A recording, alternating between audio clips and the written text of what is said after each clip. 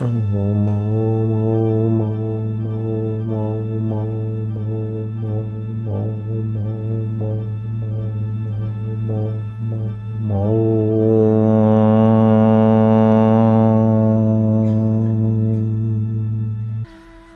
चिंतन करो, चिंता नहीं, जो होगा देखा जाएगा।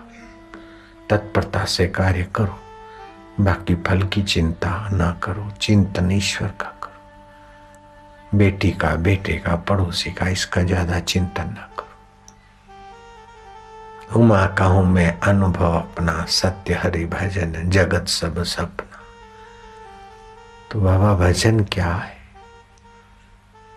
राग गाना भजन है, माला घुमाना भजन है। किसको भजन बोलते? बोले रसनम लक्षणम भजनम, जिससे अंतर्यामी परमात्मा का रस प्रकट हो, उसका नाम भजन है। चाहे शबरी भीलन बुहारी करते हुए गुरुद्वार पे अंतर्यामी रस का अनुभव करे, चाहे मीरा गुनगुनाते हुए रस का अनुभव करे, गौरांग हरि बोल करते रस का अनुभव करे, महावीर आंखें मूंद कर ध्यान करके अंदर परमात्मा के रस का अनुभव करे, कबीर जी सेवा करते हुए ताना बुनते हुए भगवत रस का अनुभव करे। रसनम लक्षणम भजनम। शांत रस होता है, भाव रस होता है, विचार रस होता है और तात्विक रस होता है। शांत रस से सामर्थ्य की अभिवृद्धि होती है। अभी तुम शांत रस में डूब रहे हो। शांत रस से शक्ति का संचय होता है। भाव रस से दुर्भावों का शमन होता है और भगवत भाव से अंतःकरण भगवतमय होता है।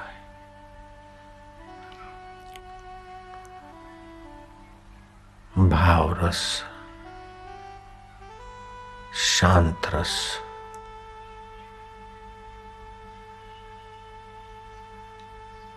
तत्व रस, साक्षी सोहम का, और फिर तत्व रस में सोहम से भी पार की नित्य नवीन रस, जीवन मुक्ति का। संसार का सुख प्रभावित नहीं करेगा, संसार का दुख प्रभावित नहीं करेगा। जीते जी मुक्त आत्मा हो जाएंगे, सुख दुख के प्रभाव में नहीं रहेंगे। बाहर से सुखी दुखी होने का भास होगा, लेकिन अंदर गहराई में नहीं। जैसे राम जी कहते हैं, हाय सीते सीते, भाई लक्ष्मण लक्ष्मण, भैया जागो भैया, मैं अयोध्या क्या मुँह ले जाऊंगा। लेकिन अंदर में उठत बैठत वही उठाने, कत कबीर मोसी ठिकाने। राज करे रमणी रमे, के ओढ़े मृगछाल, जो करे सो सहज में, सो साहिब का लाल। वो धीर पुरुष हो जाता है। वो संसार की किसी परिस्थिति से, व्यक्ति से अंतःकरण में द्वेष नहीं रखता।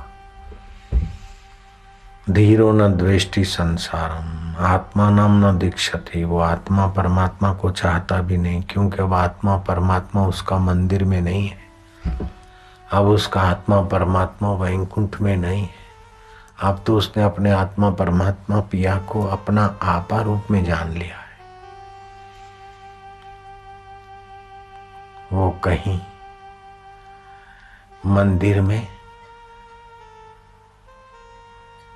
दर्शन करने की लीला कर रहा है, तो कहीं शिप्रा में स्नान किए भी वही खेल कर रहा है। कहीं भक्त बनकर बैठा है वही का वही, और कहीं गुरु बनकर कह रहा है वही का वही। यार को हमने जा बजा देखा, कहीं सत्संगी देखा तो कहीं सत्संग करता देखा। चलो तो बाजार में देखें, बाजार में सब ही राहिब राहिब का रब भी तू, तेरा मकान आ।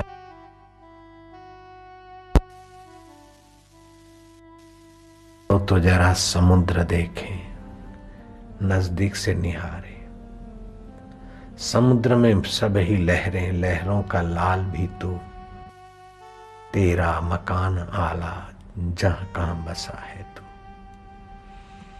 चलो तो चले आसमान देखें, आसमान मिड़ई तारा, आसमान मिड़ई सब तारे, तारों का चांद चमकने वाला भी तू है। अब तुझे कहां एक मंदिर में देखें, सारा विश्व तू मंदिर रूप है। कहीं सिंहस्थ में भागा भागा आ रहा है, तो कहीं सिंहस्थ करके दौड़ा दौड़ा जा भी रहा है। कहीं सिंहस्थ के मौके पर 4 पैसे कमा लें ये सोचकर रोजी रोटी का भी कुछ लीला कर रहा है, तो कहीं सिंहस्थ के विभिन्न भागों को निहार कर वह यार अपनी ही लीला में अपना ही कौतूहल महसूस कर रहा है। ओम आनंद, ओम शांति, ओम नमो भगवते वासुदेवाय। ओंकार स्वरूप प्रभु, कई भगवानों के अवतार तेरी लीला है। वासुदेव तू सब में बसा है। आनंद देवा, वासुदेवा, माधुर्य देवा, शांति देवा। ओम ओम।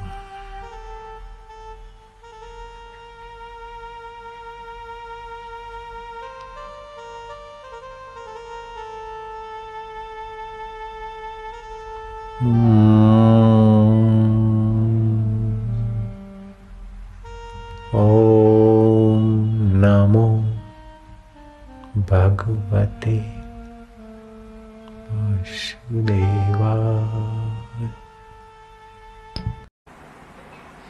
और वह भी निर्णय करे कि आज का दिन इतना शुभ करूंगा, 4 आदमियों को हंसाऊंगा, 2 के आंसू पहुंचूंगा, 2 घड़ी देवी कार्य में लगाऊंगा, 4 घड़ी सत्संग में या सत्कर्म में लगाऊंगा। सुबह ही अपने जीवन का रूपरेखा बना दीजिए। जरा जरा बात में डरने की गलती नहीं करूंगा और जरा जरा बात में आकर्षित नहीं होऊंगा, क्योंकि अनुकूलता भी आती है और प्रतिकूलता भी आती है। ये आने जाने वाली चीज है, रहने वाला तो तू ही है मित्र। मैं आज तुझे नहीं भूलूंगा, ये तू दया कर देना। आप सुबह सुबह महामंदिरों में जाकर आ गए, केवल इतना ही किया तो बड़े बड़े तीर्थों में आपने नहा लिया, क्योंकि आत्म तीर्थ में आए, परम मित्र के तीर्थ में आए।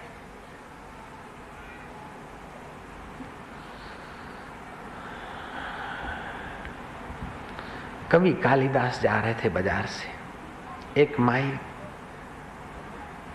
घड़े में कुछ बेच रही थी। कालिदास ने कहा, घड़े में ढका हुआ है, ले जाओ ले जाओ ले जाओ। बोलती क्या है? बोले महाराज तुम्हारे काम की चीज नहीं है। बोले आखिर बता बात क्या है? बोले इसमें 8 पाप रहते, मैं 8 पाप बेच रही हूँ। 8 पाप एक ही घड़े में? बोले हाँ। लोग खरीदते हैं? बोले हाँ। पाप खरीदते हैं? बोले हाँ। एक ही घड़े में 8 पाप रहते हैं? बोले हाँ महाराज। बोले बताओ। बोले एक पाप तो ये कि आदमी का यश नाश कर दे, दूसरा पाप ये कि स्वास्थ्य नष्ट कर दे, तीसरा पाप अपने पत्नी के साथ अन्याय करना सिखा दे, चौथा पाप अपने आने वाले बच्चों की 10 पीढ़ियां खोखली कर दे, 5वां पाप ये है कि अकाल मृत्यु को आमंत्रित कर दे। इस प्रकार उस माई ने 8 पाप गिनाए। लेकिन ये क्या चीज है? बोले महाराज मत पूछो। बोले बता दे। बोले दारू। जयराम जी की। आज का सुधरा हुआ आदमी कहता कि दारू तो पीना चाहिए स्वास्थ्य के लिए, लेकिन डॉक्टरों का कहना है कि शरीर के लिए अल्कोहल कतई जरूरी नहीं है। विज्ञानी कहते हैं कि जो शराबी है, शराब पीता रहता है, उसकी ब्लड में अल्कोहल का प्रभाव बढ़ जाता है और उस अल्कोहल से प्रभावित ब्लड से जो बच्चे को जन्म मिलता है, उस बच्चे को आंख का कैंसर होने की संभावना है। अगर बेटे को नहीं होगा तो बेटे के बेटे को होगा वारसागत, उसको नहीं हुआ तो उसके बेटे को होगा, उसको नहीं हुआ तो 30 के बेटे को हुआ, 30 को नहीं हुआ तो 30 के बेटे को, 30 के नहीं तो उसके, उसके नहीं तो उसके, 30 के, 30 के, 30 के नहीं तो उसके बेटे को, बेटे के बेटे को, 30 के बेटे को होगा। मतलब आज से 10वीं पीढ़ी तक के बेटे को आंख का कैंसर होगा। जब अल्कोहल, बोतल की शराब 10 पीढ़ियां बर्बाद कर सकती है, तो आप कीर्तन करें या सुबह मिलें तो 10 पीढ़ियां या 21 पीढ़ियां आबाद भी तो हो सकती है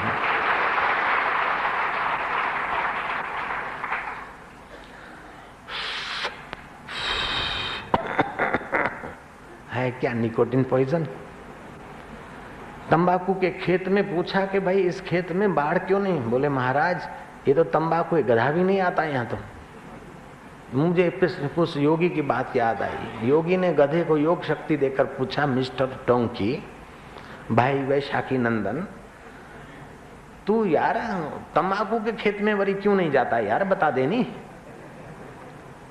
योग शक्ति से गधा की वो चेतना उठी। गधे ने कहा अगले जन्म में मैं बड़ा ऑफिसर था और खूब तंबाकू पीता था, तमस बढ़ गया, इसलिए गधा बन गया हूं। अगर अभी भी तंबाकू के खेत में जाऊं तो क्या हाल होगा, इसलिए मैं जाता ही नहीं।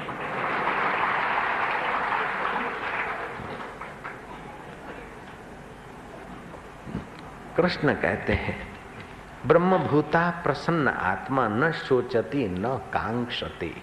बहुत कीमती श्लोक है, बड़ा हितकारी श्लोक है।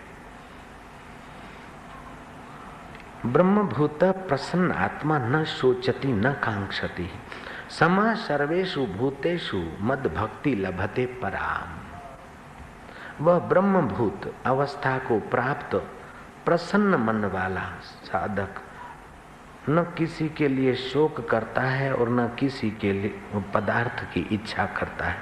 ऐसा संपूर्ण प्राणियों में समभाव वाला साधक मेरी परम भक्ति को प्राप्त हो जाता है।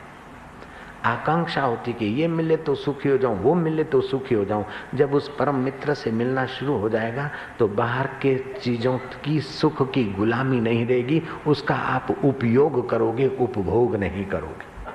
उपयोग और उपभोग में फैसला है।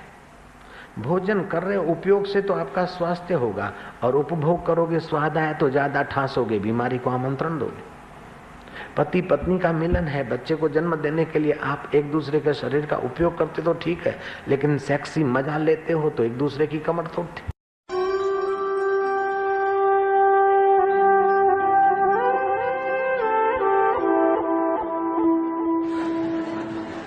लेकिन माँ का माँ होना है कि कैसा भी है, अपना है, धोती है, पहुंचती है, खिलाती है, पिलाती। ऐसे ईश्वर विद्या के हम जैसे तैसे हैं, भगवान के तो है ना, भगवान की सृष्टि में रह रहे हैं, तो ईश्वर विद्या बड़ा आश्रय देती है। मेरा कोई नहीं रे, मेरा कोई नहीं है, मेरा पति मर गया, मैं अनाथ हो गई। जगत का पति जीवित है, तू अनाथ कैसे? मेरे माँ बाप मर गए, मैं तो अनाथ हो गया। वो बोलते मेरा पति मर गया, मैं तो विधवा हो गई। जगत पति जीवित है तो तू विधवा कैसे, और जगत का नाथ जीवित है तो तू अनाथ कैसे? ये अविद्या बड़े बड़े भारी दुख में और अकेलेपन में भी आपका साथ निभाकर आप में ओज, तेज, बल और यश भर देती है, सुख भर देती है। सुग्रीव को कहा राम जी ने कि तुम्हारा दोनों तरफ से दृष्टिकोण सही नहीं है, आप इसको ग्रहण न करो, क्योंकि ये दुष्ट है। तो ये दुष्ट है इसलिए मैं ग्रहण न करूं, तो मेरा ईश्वरत्व का महिमा तुम तोड़ते। हनुमान ने कहा कि प्रभु आप इसे ग्रहण कर लो, ये जैसा दुष्ट मानते लोग ऐसा नहीं है, सज्जन है, इसको आप ग्रहण करो। तो हनुमान तुम ग्राह्य की तो सज्जनता बताते हो, लेकिन सज्जन हो तब ग्रहण करो। उचित तो यह है कि जैसा भी है आपके शरण आया आप ग्रहण करो। दुष्ट है ग्रहण मत करो, ये भी उचित नहीं है, और सज्जन है इसलिए ग्रहण करो, ये भी उचित नहीं है।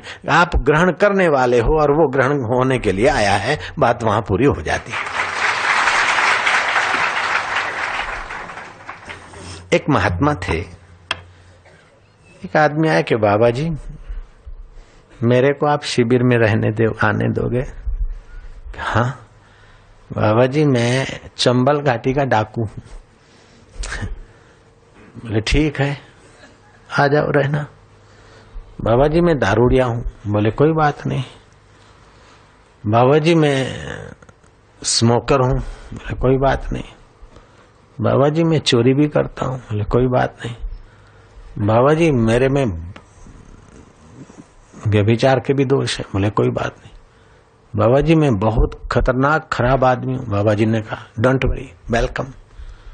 बोले बाबा जी तुम इतने सारे मेरे में अवगुण और तुम बोलते वेलकम। बोले भगवान अपनी दुनिया से नहीं निकालता तो मैं अपनी साधना से कैसे निकालता। हाँ अब ये है कि तू दुष्ट है, हमारी साधुताई के ऊपर तेरी दुष्टता हावी हो जाए तो हम कमजोर हैं। तेरा शराब अगर मेरे को शराबी बना दे तो हम कमजोर है, लेकिन मेरा शराब तुझे हरी रस में रंग दे तो हम जोरदार हैं।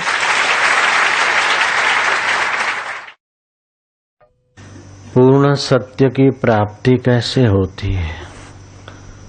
सब दुखों की निवृत्ति ही अभीष्ट नहीं है, दुखों की निवृत्ति और परमानंद की प्राप्ति। क्लोरोफॉर्म से, इंजेक्शन के से, नींद की गोली से, दारू की प्याली से भी थोड़ी देर के लिए तो दुख निवृत्त हो जाते हैं। तो धर्म शास्त्र अथवा साधना थोड़ी देर के लिए दुख मिटाने की बात नहीं करती, और केवल दुख मिटाने की ही बात नहीं करती। दुख तो और कल्पित साधनों से भी कल्पित क्षणों के लिए, कुछ क्षणों के लिए, कुछ महीनों के लिए, कुछ वर्षों के लिए मिटाए जा सकते हैं, लेकिन यहाँ तो दुखों की आत्यंतिक निवृत्ति और परमानंद की प्राप्ति, जिस आनंद से बढ़कर कोई आनंद नहीं, जिस ज्ञान से बढ़कर कोई ज्ञान नहीं, जिस सुख से बढ़कर कोई सुख नहीं, ऐसे परम सुख की प्राप्ति साधना का उद्देश्य है। तो उसके लिए भगवान कहते कि इंद्रियों के अर्थ में वैराग्य करें। घृणा का नाम वैराग्य नहीं है, उपेक्षा का नाम वैराग्य नहीं है, भाग जाने का नाम वैराग्य नहीं है, उसमें डूब जाने का नाम वैराग्य नहीं है, द्वेष बुद्धि करना का नाम वैराग्य नहीं है।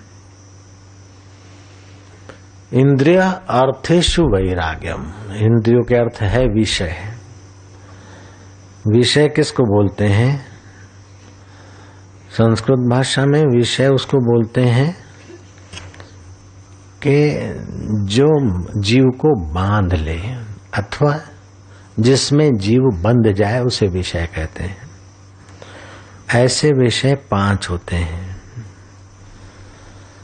शब्द, स्पर्श, रूप, रस और गंध।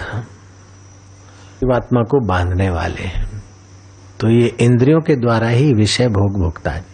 जैसे मछली जीभ की ललक में धड़ाक से कुंडी को निगल जाती है, फिर छटपटा के फंस मरती। पतंग देखने के विषय में इतना माहिल हो जाता है कि सड़क पे से गाड़ी जाती है तो पतंगों को कोई गाड़ी लेने नहीं जाती, भागे भागे आते, खींचे खींचे आते, गाड़ी की रोशनी में मजा लेने को आते और गाड़ियों के झपेटों से कुछ ले जाते, मर जाते, दिए पर पतंगे आ जाते। तो ये रूप के सुख में बंधे और जान गंवा रहे। मछली जीभ के स्वाद में, जीभ के विषय में फंसी, छटपटा के मरी। ऐसे ही हिरण कान के विषय में, शब्द के विषय में फंसा, सांप या हिरण फंस गया, मर गया, शिकारी का शिकार हो गया। ऐसे ही भंवरा स्वाद के विषय में फंसा, कमल में स्वाद आ रहा था, गंध आ रही थी, रस आ रहा था, कमल बंद हो गया। वो लकड़े को चीर के निकल सकता है और कोमल फूल को नहीं चीरता। बोले कोई बात नहीं, जरा और। तो एक एक विषय इस जीवों को मौत के घाट उतार देता है। तो मनुष्य को 5 विषय भोगने की इंद्रियां हैं।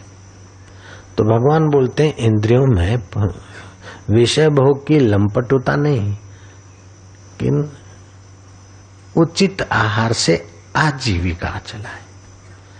इंद्रिया अर्थेषु वैराग्यम, इंद्रिया अर्थेषु त्यागम नहीं कह रहे, ध्यान देना। आप देखना बंद कर दो ऐसा नहीं कह रहे हैं, खाना सूंघना चखना बंद कर दो त्याग दो ऐसा नहीं कह रहे, उनका राग हटा दो। इंद्रिया अर्थेषु वैराग्यम अन अहंकार एवच, फिर त्याग का भी अहंकार न करो, देह का भी अहंकार न करो, जाति का भी अहंकार न करो। कोई अहंकार करोगे तो एक छेड़े में एक दायरे में आ जाओगे, मुझ व्यापक से भिन्न हो जाओगे। आनंदमयी माँ आखिरी श्वास गिन रही थी, कितना कीमती समय था, और जाते जाते कहा कि आश्रम की सेवाएं और काम ऐसे ढंग से करना कि सत्संग का त्याग न हो जाए। सत्संग ऐसी चीज जो सत्य है वो चेतन स्वरूप है, अर्थात ज्ञान स्वरूप है। जब आप सत्य हुए तो मृत्यु सत्य की होती है क्या? असत शरीर की मृत्यु होगी। बीमारी असत शरीर में आई कि सत्य में आई? बोलो। मिथ्या शरीर में बीमारी आई कि सत्य में आत्मा में बीमारी आई? मिथ्या में आई। चिंता आई तो असत अंतःकरण में आई कि सत आत्मा में घुसी चिंता? आई आई ए आ गई रे, आ गई रांड आ गई। चिंता है नहीं तो चिल्लाओ आ गई रांड आ गई रे, आओ भाग जाएगी। और क्रोध आ जाए तो अरे आया लोफर आ गया रे आ गया, ओए आया आया रे आया, वो क्रोध भाग जाएगा। मैं सत हूं ये असत है, जयराम जी की बोलना पड़ेगा। आई रे आई निगुड़ी, आया रे आया लोफर। क्रोध आए तो चिल्लाओ आया रे आया, आया रे आया लोफर आ गया, अरे आया आया आया आया रे है। क्रोध के तपन से बचोगे, चिंता की आग से बचोगे। बोलो किसको पसंद नहीं है ये बात? पसंद है तो रखोगे। ज्यादा ताली बजाते तो मैं समझता हूं मेरे चेले नहीं है, कोई नेता के चेले हैं बस। पक्का हो गया। जब दुख आए, चिंता आए, रोग आए तो बोले ये आए हैं और जाने वाले हैं, मैं तो सदा रहने वाला हूं, मैं आत्मा हूं परमात्मा का हूं, हम तेरे तुम मेरे। इसमें कोई जोर पड़ता है क्या? मैं तुम्हारी ठगी कर रहा हूं, कोई तुम्हारे से ठगी कर रहा हूं क्या? कोई झूठ बोल रहा हूं क्या? कोई बेमतलब की बात कर रहा हूं क्या? सारे शास्त्रों का सार बता रहा हूं तुमको, अनुभवी पुरुषों का अंतःकरण का मक्खन दे रहा हूं तुमको। बात चली थी जो आप सत्य है, मृत्यु असत्य है, तो आप मृत्यु से डरेंगे नहीं और दूसरों को डराएंगे नहीं। दुखों से डरेंगे नहीं और डराएंगे नहीं। असत्य से सत्य क्यों डरे डराए? समझ गए? किसी भी परिस्थिति से डरना डराना काय को? आप सत्य हैं और जो सत्य है वो चेतन है, अर्थात ज्ञान स्वरूप है। आप भी ज्ञान में आगे बढ़ो और दूसरों को भी ज्ञान में आगे बढ़ाओ। जैसे मैंने आम का ज्ञान, पित्त दोष का, ये दोष का आपका ज्ञान बढ़ा रहा हूं ना, ऐसे आप खुद भी ज्ञान में रहो और दूसरे का ज्ञान भी बढ़ाओ। ठीक है? तो आप सत्य स्वरूप है, चेतन स्वरूप है, अर्थात ज्ञान स्वरूप है। और तीसरी बात है आप आनंद स्वरूप है। तो आप भी प्रसन्न रहो और दूसरों को भी प्रसन्न रखो। अब ये आपको कठिन लगता है तो मुझे वापस कर दो। ये लक्ष्य बनाना आपको कठिन लगता है तो वापस कर दो। आज से हम सच्चिदानंद को पाने का लक्ष्य बना देते हैं और सच्चिदानंद तो हमारा आत्मा है। सत्य की मौत नहीं होती, सत्य चेतन स्वरूप है, सत्य आनंद स्वरूप है। तो हम ज्ञान में जिएंगे और दूसरों को ज्ञान बढ़ाएंगे। हम आनंद में रहेंगे, दूसरों को लिए आनंद देंगे, और हम अपने सत्य स्वभाव को याद रखेंगे तो मिथ्या के प्रभाव से बचेंगे। अब ये लक्ष्य बनाने में आपको कोई मेहनत पड़ती है क्या? असंभव है क्या? जीवन तो मैं तब सफल मानूंगा महाराज कि इस जंगल का सबसे बड़ा पेड़ अपने हाथों से उखाड़ के कंधे पे रखूंगा और बाहर ले जाऊंगा। उसने लक्ष्य बना लिया, वो पूरा नहीं होने वाला है, लेकिन तुम्हारा लक्ष्य को अधूरा कौन कर सकता है? और उसका लक्ष्य पूरा भी हो गया तो जख ही मारने हैं, मैं बड़ा पहलवान, मैंने फलाना पेड़ उठाया था, ये फोटो देखो। 4 आदमी वाहवाही करे तब सुखी, और बीमारी आई तो फिर क्या, मौत आई तो क्या। और पेड़ों का चिंतन करने के बाद क्या पता पेड़ बने या पेड़ों का जंतु बने या पेड़ का पक्षी बने, वो अल्लाह जाने। हो सके तो सुरेश का चेला भी बन सकता है, आखिर तो नजर तो हमारी भी पड़ी है उस पर, बेचारा संयमी बच्चा है। युवा धन पुस्तक उसने पढ़ी थी क्या? मैंने बोले मैंने देखी है महाराज, मैं आपका आदर करता हूँ, कभी मैं आता हूँ आपको सुनता भी, लेकिन उसका पहलवानी का अपना वजन भी था उसके पास।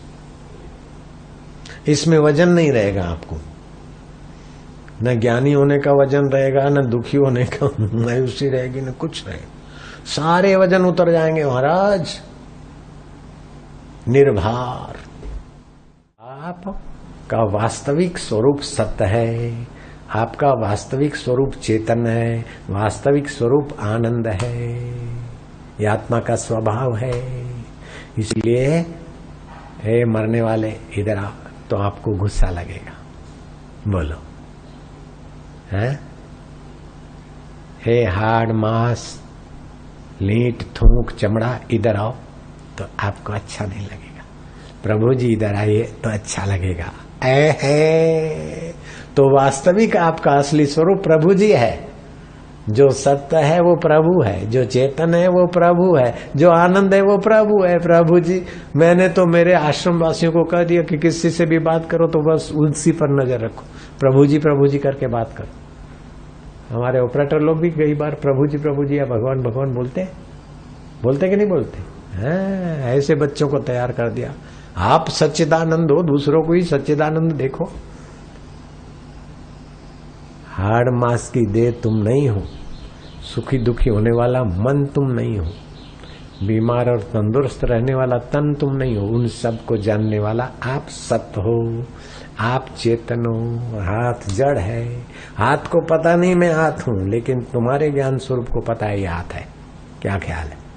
खोपड़ी को पता नहीं मैं खोपड़ी हूं, लेकिन तुम्हारे सच्चिदानंद स्वभाव को पता है ये खोपड़ी है। आपकी साधना में इतनी ताकत नहीं है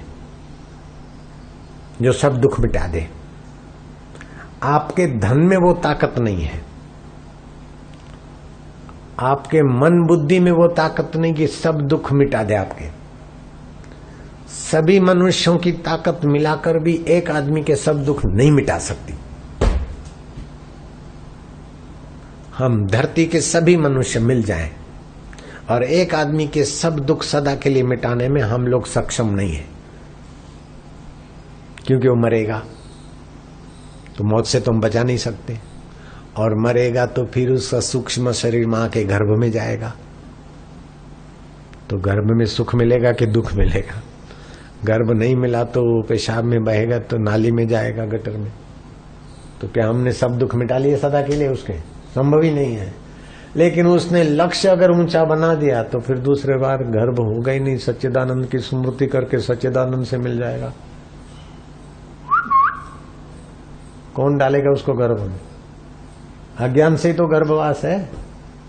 सच्चिदानंद का ज्ञान हो गया तो सच्चिदानंद को छोड़कर खीर का ज्ञान हो गया, खीर खा ली तो फिर नाली में क्यों जाएगा पानी पीने को? नाली में क्यों जाएगा भूख मिटाने को? जब खीर खा रहा है, खीर का मालिक हो गया है, तो नाली का पानी पी के क्या भूख मिटाएगा क्या? ऐसे सत्य का, चेतन का, आनंद का स्मृति तो उद्देश्य बनाने से 90% साधना आपकी पूरी हो जाती है। खाली उद्देश्य ऊंचा बनाते। 8% आपकी दृढ़ श्रद्धा और 2% आपकी मेहनत, बस हो गया। और उद्देश्य ये नहीं है तो आपकी 100% मेहनत, परिणाम देर सवेर 0, मर गए तो। विनोबा भावे ने पूछा गांधी जी से कि हमने देश को आजाद कराया, ये किया, बलिदान दिया, देश आजाद हो गया, फिर क्या उसमें आध्यात्मिक उन्नति कितनी? तो गांधी जी ने उंगली घुमाई आकाश में, बोले 0। बाहर की स्वतंत्रता आ गई तब भी जो उन्नति 0 हो गई। असली स्वतंत्रता तो अपने स्व को जानने में है, ये गांधी जी जानते थे। और विनोबा ने असली स्वतंत्रता पा ली थी, ब्रह्म ज्ञान पा लिया था। अब लीलाशाह बापू पा सकते हैं, विनोबा जी पा सकते हैं, दूसरे साधक पा सकते, तो आप क्यों नहीं पा सकते? आप अपना लक्ष्य सच्चिदानंद को पाने का रखो। लक्ष्य न ओझल होने पाए, लक्ष्य न ओझल होने पाए, कदम मिलाकर चल, सफलता तेरे चरण चुमेगी, आज नहीं तो कल।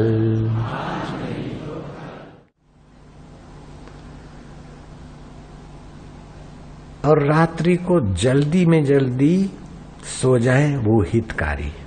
देर रात तक जगे रहना नुकसान करेगा।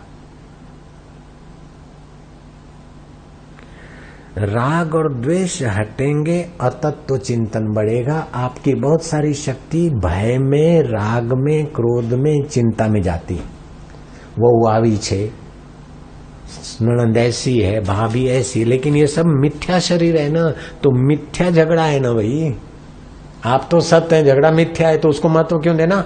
वो ऐसी है, सासू ऐसी है, बेटा ऐसा है, फलाना ऐसा है, दुनिया ऐसी है, ये सब मिथ्या है ना, बदलने वाला है, सत्य रहने वाला है। तो आपका सत्य में लक्ष्य हो जाएगा तो झंझट से छूट जाओगे, लाला लालियां, ऐसा आराम हो जाएगा चिंताओं से, दुखों से। ये लक्ष्य ऊंचा बनाने से एक ही झटके से सारे पक्षी भाग जाए। बड़ा फटाका फोड़ा तो ऐसा नहीं कि वो बड़ा फटाका फूटा तो एक पक्षी उड़ेगा, फिर 2 मिनट के बाद दूसरा उड़ेगा, 2 मिनट के बाद तीसरा उड़ेगा। अरे फटाका फोड़ो, सब कबूतर एक साथ फर्र, ऐसा है फटाकड़ा। ज्ञान मिले ज्ञानड़ी, ज्ञान तो ब्रह्म ज्ञान, जैसे गोला तोप का 1600 मैदान। बैठ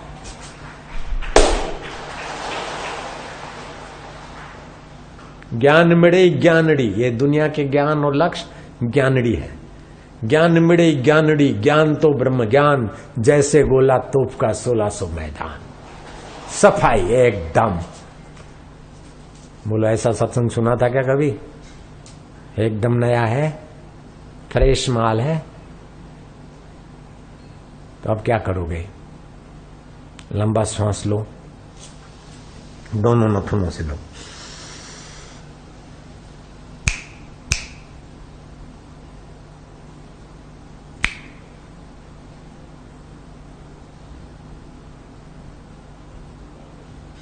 ये लक्ष्य पक्का करो, सत्य को, चेतन को, आनंद को, अपने स्वभाव को मैं जागृत करूंगा। बस श्वास छोड़ दो। आज से पानी में देखकर 100 बार ओमकार का जप करके पानी पीना है। अगर किसी को अंतरिक्ष जगत की कोई मुसीबतें हैं या कोई आदि भौतिक प्रॉब्लम है या भूत पिशाच या फलाना या कोई तांत्रिक या कोई टूना टोटका या अला बांधू बला बांधू वाला कोई सताता है, तो इस मंत्र के साथ दूसरा शिव जी का बीज मंत्र जोड़ दो। ओम के साथ ह्रीम, हा और रेप, ओम ह्रीम ओम ह्रीम ओम ह्रीम ओम ह्रीम, एक माला जप करो, पानी में देखो, पानी पियो और छाटो। सारे अंतरिक्ष के प्रॉब्लम समझ गए? अब डरने की जरूरत है क्या? जरा जरा बात में बापू के पास आने की जरूरत है क्या? मैं जो भी सार बात होती है होलसेल में ही बता देता हूं। अभ्यास से जीव ब्रह्म हो जाता है। अष्टावक्र हो गए, जनक हो गए, सुखदेव जी हो गए, और भी कई हो गए। तो भगवान कहते हैं कि अभ्यास करो। और साधक आशाराम तुमको कहता है कि अभी शिविर की पूर्णाहुति हो तो भले हो, लेकिन मैं तुम पर विश्वास रखता हूँ कि तुम अपने शिविर के अभ्यास को बिखेरोगे नहीं, उसको बढ़ाते रहना। कुटुंबी सो गए और रात्रि को मध्य रात्रि को आंख खुल गई तो अपना फिर श्वासोश्वास का अभ्यास चालू कर दो। अभ्यास करते करते सो गए, नींद आ गई तो कोई परवाह नहीं, उठे तो फिर थोड़ा अभ्यास की ओर ध्यान दो। बातचीत करते हो, लेना देना करते हो, लेना देना के पहले जिससे लेते देते उसकी गहराई में मैं ही हूँ। और लेना देना पूरा हो जाता है कि बोले सब दिखने की आकृतियां अनेक है, लेकिन देखने वाला इसमें उसमें दृष्टा साक्षी चैतन्य सो हम वही का वही है। आप निर्भर हो जाओगे। दुख आए तो सम रहने का अभ्यास करो, सुख आए तो सम रहने का अभ्यास करो, आकर्षण आए तो सम रहने का अभ्यास करो, चिंता है तो चिंता मन में आई है मैं निश्चिंत हूँ, हरि ओम ओम ओम, निश्चिंत रहने का अभ्यास करो। भय आए तो ओमकार का गुंजन करो, मैं निर्भीक आत्मा हूँ। करोड़ों करोड़ों मृत्युओं ने मेरा कुछ नहीं बिगाड़ा तो अभी किस बात का भय? जो होना है होना है, जो पाना है पाना है, खोना है खोना है। उसका मतलब ये भी नहीं कि लेजी हो जाओ, उसका मतलब ये भी नहीं कि पलायनवादी हो जाओ, उसका मतलब ये भी नहीं कि अपना कर्तव्य छोड़कर एकदम हो जाओ बुद्धू खान। नहीं, सब कुछ करते, 20 उंगलियों का जोर लगाते, जो भी परिणाम आए उस परिणाम में आकर्षण न हो। सफलता विफलता, लाभा लाभो, जया अजय हो, मान अपमान। हृदय को आनंदित करना ही अच्छा है, लेकिन आनंदित करना और दुखी होने से बचाना ही अच्छा तो है, लेकिन इससे भी ज्यादा एक ऊंची बात है कि आनंदित करने की भी कोशिश न करो, दुखी होने में दुखी न हो, सुखी होने में सुखी न हो। हृदय की साम्य अवस्था होगी तो परमानंद प्रकट करने का सामर्थ्य ले आएगी। इसका अभ्यास करो तो तुम जीते जी जीवन मुक्ति का अनुभव कर सकते हो। वशिष्ठ बोलते हैं, रामचंद्र जी, फूल पत्ते और टहनियों को मलना कठिन है, क्योंकि टहनियां पत्ते बाहर है, हाथ लंबा करना पड़ता है, फिर मलने के लिए क्रिया करनी पड़ती। लेकिन अपने परमात्मा को जानने में क्या है? जहाँ से मन फुरता है, जैसे सरोवर के ऊपर से तरंग चलता है, ऐसे ही तुम्हारे चैतन्य स्वरूप आत्मा से मन फुरता है। उस चैतन्य के आत्मा, चैतन्य स्वरूप आत्मा से बुद्धि का निश्चय फुरता है, चित्त का चिंतन फुरता है। उसको जानने में क्या कठिन?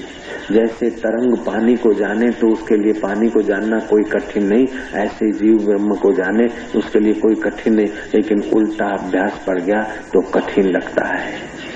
जो देह को मैं मानते और मन के विकारों के साथ जुड़कर सुखी होना चाहते, उनके लिए परमात्मा प्राप्ति कठिन है, और जो सचमुच में शास्त्रीय ढंग से अपने आत्मा का अभ्यास कर देते हैं, उनके लिए परमात्मा प्राप्ति सहज है, सुगम है। वास्तव में देखो तो परमात्मा सदा प्राप्त है, अप्राप्त कभी नहीं हुआ, लेकिन दुर्भाग्य यह है कि उसका बोध नहीं, उसका ज्ञान नहीं। जैसे एक भिखमंगा झोपड़ी बांधे हुए दिन रात भीख मांगता है, उसको राजा होना था। सुबह 4 बजे से लेकर सड़क पे बैठता है, पीछे झोपड़ा है फुटपाथ के पास। देव योग से वो आदमी मरा, पैसे 2 पैसे 5 पैसे 10 पैसे अन्नी दुआनी ये परचूरन के तो ढेर निकले। लोगों ने देखा कि लावारिस भिखारी मरा है, इस भिखमंगे के पैसे को क्या करना है, भंडारा वंडारा कर दिया। वो झोपड़ा वोपड़ा हटाया, थोड़ा बहुत कुछ डाउट गया तो जरा खोदा तो अंदर से आवाज आया, बोदा। देखा क्या कि वो चरु, सोने के चरु रत्नों से भरे हुए। अब उस भीख मंगे को तो पता भी नहीं था, उसी पर सोता था, उसी पर खाता था, उसी पर घूमता था, उसी झोपड़े में रहता था जिस झोपड़े की धरती में वो देव योग से कालांतर में गड़ा था धन। ऐसे ही जैसे भिखारी होके ही मर गया, धन के ऊपर सोते हुए भी निर्धन रहा। हीरे जवाहरात और सोने के चरु जिसके घर में ही थे, फिर भी वो कंगाल भीख मांगता रहा। ऐसे ये जीवात्मा सोने से भी अधिक, मोतियों से भी अधिक विश्वनीयता परमात्मा अपने घर में, अपने हृदय के झोंपड़े में है। और जीव बेचारा जरा सा बीड़ी मिले तो सुख मिल जाए, दारू मिले तो सुख मिल जाए, ललना मिले तो सुख मिल जाए, पति मिल जाए तो सुख मिल जाए, टीका मिल जाए तो सुख मिल जाए, कुर्सी मिल जाए तो सुख मिल जाए, ये ऐसा हो जाए तो सुख हो जाए। दिन भर, वर्ष भर, जीवन भर भीख मांगता मांगता अंत में बेचारा अज्ञानी होकर मर जाता है। मैं कर्યું तेવું आंधड़ो पण नहीं करे, घर में कोई बैठो तो घर धणी ने। तुम चाहते क्या हो? सुख हो, आनंद हो, लेकिन चाहते कहाँ हो कि परिणाम में दुख और अशांति मिले। थोड़ा सा सुख मिलता है बेवकूफी से झलक जैसा। कैसा मिलता है कि जैसे कुत्ता हड्डी चबाता है और घाव लगते महड़ुओं में, फिर रक्त बहता है, वो समझता कि हड्डी चबाने से मजा आ रहा है। ऐसे ही हम लोग विकारी सुख लेते हैं, अपनी जीवन शक्ति का ह्रास होता है, समझते कि मजा आ रहा है मिसिस से, मजा आ रहा है मिठाई से, मजा आ रहा है फलाने से। मजा तुम्हारा है। अगर तुम्हारी एनर्जी नाश हो जाए फिर मजा लेने की कोशिश करो तो मजा नहीं आता है। तो तुम्हारी एनर्जी नाश हुई, उसका मजा आया। तो तुम अपने को जानो, तो ये रोज रोज एनर्जी बनाते हो, नाश करते हो, उसकी अपेक्षा अपने को जानो, फिर तुम एनर्जी नाश से सुखी होने की मेहनत नहीं करोगे। एनर्जी जिससे बनती है उस आत्मा का साक्षात्कार करके स्वतः सुखी हो जाओगे और दूसरों को निगाह मात्र से, दूसरों पर अपनी सुखमय दृष्टि डालते ही दूसरों के चित्त को भी सुख का प्रसाद दे सकोगे। ऐसा सुख स्वरूप है तुम्हारा आत्मा।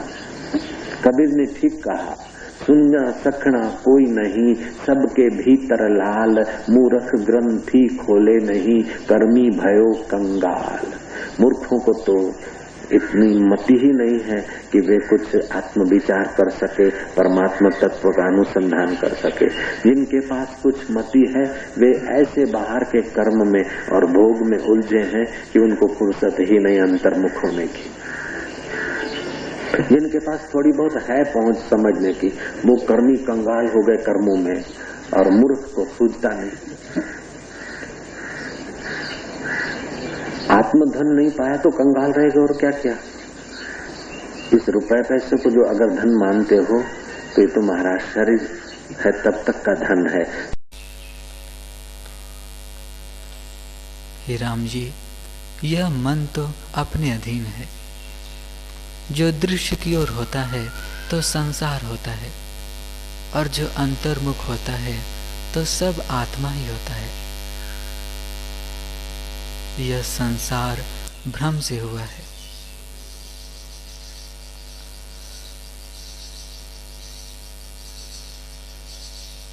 जिसको सत और असत कहते हो, आत्मा में वे दोनों नहीं। जितने आकार दिख पड़ते हैं उन सबको मिथ्या जानो। न तुम हो, न मैं हूं, और न यह जगत है। परमार्थ सत्ता ज्यों की त्यों है, उसमें अहम तम की भावना नहीं होती। वह केवल शांत रूप, आकाश रूप, निराकार है। उसमें द्वैत कुछ नहीं। इससे हे राम जी, तुम भय किसका करते हो? निर्भय रहो। तुम्हारा स्वरूप शुद्ध, निर्भय और अविद्या के कारण कार्य से रहित है। उसी में स्थित रहो। यह संसार तुम्हारे स्फुरण में हुआ है। आत्मा न सत्य है न असत्य, न जड़ है न चेतन, न तम है न शून्य। शास्त्र ने जो विभाग कहे हैं सो इस जीव को जगाने के निमित्त कहे हैं। आत्मा में कोई वास्तव संज्ञा नहीं, केवल आत्म तत्व मात्र है। इससे दृश्य की कल्पना त्याग कर आत्मा में स्थित हो। ब्रह्मा से स्थावर तक सब कलना मात्र है, इनमें क्या आस्था करनी। जाग कर देखो तो यह संसार है ही नहीं। जैसे निद्रा दोष से स्वप्न में पर्वत, नदियां, देश काल भासित होते हैं, वैसे ही अज्ञान निद्रा से यह संसार दिखता है। इसका तरना महासुगम है। सुमेरु पर्वत आदि जो भासित होते हैं वे कमल की तरह कोमल हैं। जैसे कमल के मूंदने में कुछ यत्न नहीं होता, तैसे ही ये निवृत्त होते हैं। हे राम जी, अज्ञानियों की दृष्टि स्थूल है और उससे आकार को सब देख रहे हैं। जैसे पवन का चलना जाना जाता है और जब वह नहीं चलता तब मूर्ख उसके अस्तित्व को नहीं जानता, वैसे ही यह प्राणी आकार को जानते हैं और इसमें जो निराकार स्थित है उसको नहीं जानते। जैसे पवन चलता है तो भी पवन है, ठहर जाता है तो भी पवन है, वैसे ही विश्व प्रकट होने पर भी आत्मा है और न फुरने में भी वही है। यह विश्व आत्मरूप है, कुछ भिन्न नहीं।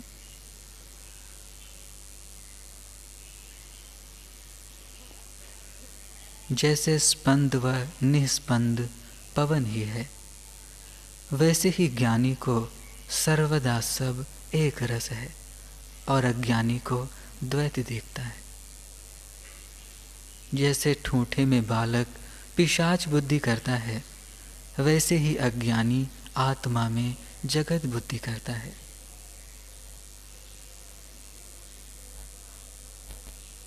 जैसे मरुस्थल में जल का अभाव है, वैसे ही आत्मा में जगत का अभाव है।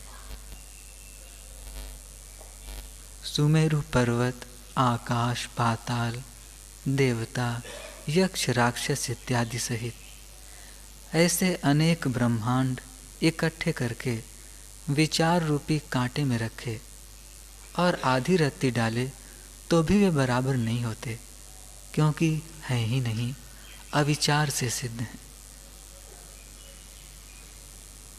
स्वप्न के पर्वत जाग जाने पर चावल भर भी नहीं रहते, क्योंकि हैं ही नहीं, भ्रम मात्र हैं।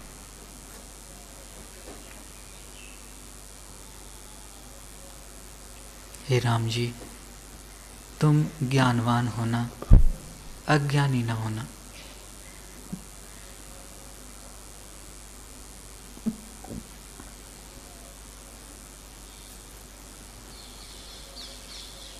अज्ञानी किसको कहते हैं, ज्ञानी किसको कहते हैं? जो शरीर को मैं मानता है, संसारी वस्तुओं को मेरा मानता है और संसार को सच्चा मानता है, वो अज्ञानी। जो आत्मा को मैं जानता है और परमात्मा को अपना आपा मानता है,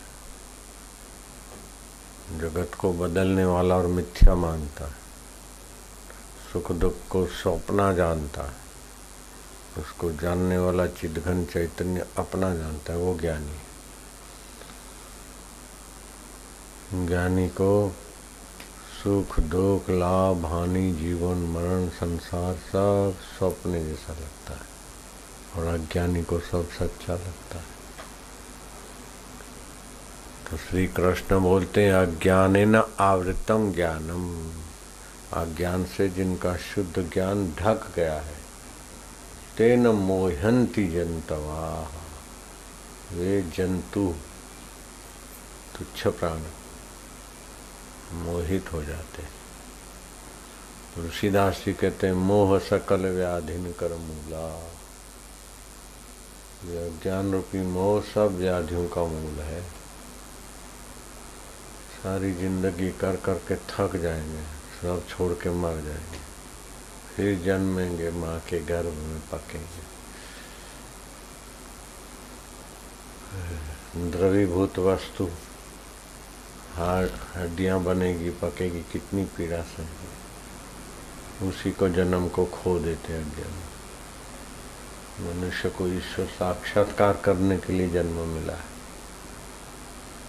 किसी के माँ बाप अच्छे हैं तो बच्चे ईश्वर की तरफ जाते तो खुश होते, लेकिन माँ बाप स्वार्थी हो जाते तो बोले अब हमारी सेवा कौन करेगा, आ जाएगा तो चाहे जन्मो चाहे मरो लेकिन हमारी सेवा कर। जो तुम्हारी सेवा करेंगे तो शरीर तुम्हारा तो अमर है नहीं, कि हमारी सेवा से अमर हो जाएंगे ऐसा भी नहीं है।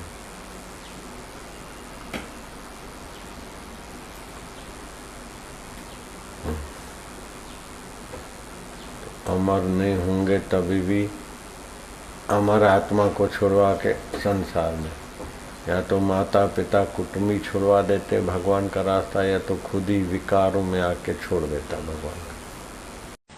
इसलिए सिख धर्म के आदि गुरु नानक जी ने कहा होगा, साध जना मिल हर जस गाइयो, संतों के साथ मिलकर हरि जस गाना चाहिए, अपने मन को बार बार समझाना चाहिए। तुकाराम महाराज कहते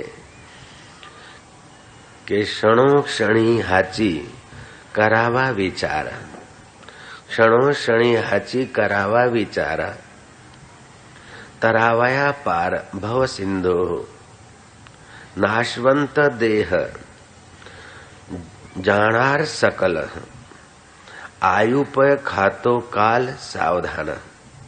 अर्थात बार बार यही सोचो कि यह संसार सागर से कैसे तरे, क्योंकि देह नाश्वर है और कब प्राण पखेरु छूट जाए कुछ पता नहीं। धीरे धीरे समय बीता जा रहा है, अतः सावधान हो। अपना समय बहुत कीमती है, तो कीमती समय को कीमती में कीमती अपने हरि को, अपने आत्मा को, परमात्मा को जानने में लगाना चाहिए। जानने में लगाना तो चाहिए, इच्छा तो है, लेकिन जब तक उच्च कोटि के महापुरुषों की दीक्षा शिक्षा नहीं मिलती तो हमारा हाल भी काशी नरेश जैसा हो जाता है। काशी का राजा था, उसने अपने मंत्री को कहा कि मेरे पास राज है, वैभव है, मैं पूजा पाठ भी करता हूँ, 12-15 साल हो गए, लेकिन अभी तक मेरे मन में अंदर का सुख नहीं आया, अंदर का आनंद नहीं आया। तुलसीदास ने भी कहा, निज सुख बिन मन होवे कि थीरा, निज के सुख बिना, अंदर के सुख के बिना मन लगेगा नहीं। जाम पर जाम पीने से क्या फायदा, रात बीती सुबह को उतर जाएगी, तू हरि नाम की प्यालियां पी ले, तेरी सारी जिंदगी सुधर जाएगी, सुधर जाएगी। तो जप करने वाले साधकों को, जप करने वाले केवल साधक नहीं होते, सभी लोगों को जप का अवलंबन लेना पड़ता है। चाहे आर्त हो, चाहे अर्थार्थी हो, चाहे जिज्ञासु हो, चाहे ज्ञानी हो। तुलसीदास ने कहा, राम भगत जग चारु प्रकारा, सुकृति नो चारु अनग उदारा, चहु चतुरन कर नाम आधारा, ज्ञानी प्रभहि विशेष प्यारा। गीता ने भी यही बात अपनी भाषा में कही, चतुर्विधा भजन्ते माम जना सुकृतिनो अर्जुना, आर्तो अर्थार्थी जिज्ञासु ज्ञानी च भरतर्षभ। आर्त जो दुख पीड़ा मिटाने के लिए भगवान का भजन करते उनको आर्त बोलते, जो कुछ संसार की चीज पाने के लिए भगवान का भजन करते उसको अर्थार्थी बोलते, जो भगवान को जानने के लिए भगवान का भजन करते उनको जिज्ञासु बोलते। जिसको धन भी नहीं पाना है, कुछ अर्थ भी नहीं पाना है, कुछ पीड़ा भी नहीं मिटाना, भगवान को जानना नहीं, क्योंकि भगवान तो उनका आत्मा होके प्रकट हो गया, फिर भी ऐसे महापुरुष ज्ञानेश्वर जैसे, एकनाथ जैसे, रमण महर्षि जैसे, रामानंद जैसे, वल्लभाचार्य जैसे, आदि शंकराचार्य जैसे, ऐसे महापुरुष भी भगवान का जप करते। तो ये जप सिद्ध पुरुष भी करते, जिज्ञासु भी करते, अर्थार्थी भी करते और आर्त भी करते हैं। तो जप की बड़ी भारी महिमा है। जप में ये 4 बातें हमने कही, आप समझ गए होंगे। शब्द की शक्ति, मानसिक एकाग्रता, चरित्र की श्रेष्ठता और अटूट श्रद्धा, इससे जप में 4 चांद लग जाते, अवश्य अवश्य सफल होता है। तो मन को बांधने के लिए, जैसे बकरी को बांधने के लिए, भैंस को, गाय को बांधने के लिए खूंटा चाहिए, ऐसे मन को बांधने के लिए भी कोई व्रत चाहिए, कोई नियम चाहिए। यजुर्वेद में आता है व्रतेन दीक्षा मापनोति ही, दीक्षा मापनोति दक्षिणा, दक्षिणाम श्रद्धा मापनोति श्रद्धायाम सत्यम मापनुयात। ये यजुर्वेद का मंत्र है। अपने जीवन में कोई न कोई व्रत रखा, नियम रखा कि कम से कम इतनी माला तो करनी है, कम से कम इतना देर तो मौन रहना ही है, कम से कम इतना तो सत्कर्म करना ही है। ऐसा अपने जीवन में व्रत होगा तो उससे दक्षता आएगी, आपको आत्मविश्वास होगा। बच्चों में भी ऐसा कोई न कोई छोटा सा नियम दे दो, 10 दिन का, 15 दिन का, महीना का, 2 महीना का, वो नियम में दृढ़ रहेंगे तो होनहार होंगे, अच्छे बनेंगे। तो अपने जीवन में कोई व्रत रखना चाहिए। कितना पैसा संग्रह करना, उसका भी कुछ लिमिट होना चाहिए, नहीं तो जो पैसा आता है त्यों भूख बढ़ता है, जो पैसा आता है त्यों भूख बढ़ता है, और अंदर से कंगाल होता जाता है, बाहर से धनवान दिखता है, ठन ठन पाल हो जाता है। नहीं है, अपने आय का भी कोई लिमिट रखे, खर्च का भी लिमिट रखे, सोने का भी लिमिट रखे। अपने जीवन में संयम चाहिए। साइकिल आ रही थी, सिपाही ने बजाया, सीटी बजाया, ए साइकिल रोको, बत्ती नहीं है। वो साइकिल वाला बोलता है, ए खाकी कपड़े वाले हट जाओ, साइकिल में बत्ती नहीं, ऐसी बात नहीं, ब्रेक भी नहीं है, मैं तेरे ऊपर गिरूंगा बोले। अपने जीवन की साइकिल में ज्ञान की बत्ती है कि नहीं है? ज्ञान की बत्ती रखा और संयम की ब्रेक रखो। जो संयम की ब्रेक नहीं होगी तो खुद भी गिरेंगे, और जो अपने को सावधान करता है उसको भी गिराएंगे। इसलिए अपने जीवन में संयम की ब्रेक रखना चाहिए।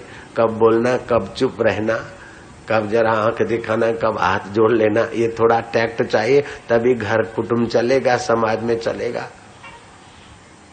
जो बोलता है हम संयम वयम नहीं रखेंगे, जो आएगा वो खाएंगे, जो आएगा बोलेंगे, जो आएगा वो करेंगे, उसका जीवन तो उछलंक हो जाता है। संयम के बिना गीत नहीं गूंजते। वीणा की तार कहे कि हम वीणा से क्यों बंधी रहे, क्यों बंधन में रहे, क्यों संयत रहे, तो फिर उससे गीत नहीं निकलेंगे। वीणा की तार जब बंधन में रहती है, व्रतन में, संयम में रहती है, तो उससे बढ़िया गीत निकलते हैं। वृक्ष कहे कि हम थड़ के साथ क्यों, जमीन के साथ क्यों संयत रहे, क्यों बंधे रहे, क्यों बंधन में रहे। अगर नहीं रहेगा था वृक्ष का मूल जमीन के साथ संयत नहीं रहेगा तो फूल नहीं खिलेंगे, फल नहीं लगेंगे, पत्ते हरे नहीं रहेंगे और वृक्ष उजड़ जाएगा।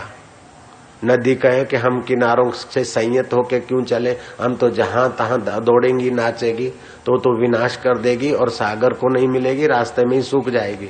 नदी जब 2 किनारों को हो के संयम में रहती है, तब वो पहुंचती है सागर को और आसपास के गांवों को हरा भरा करती है।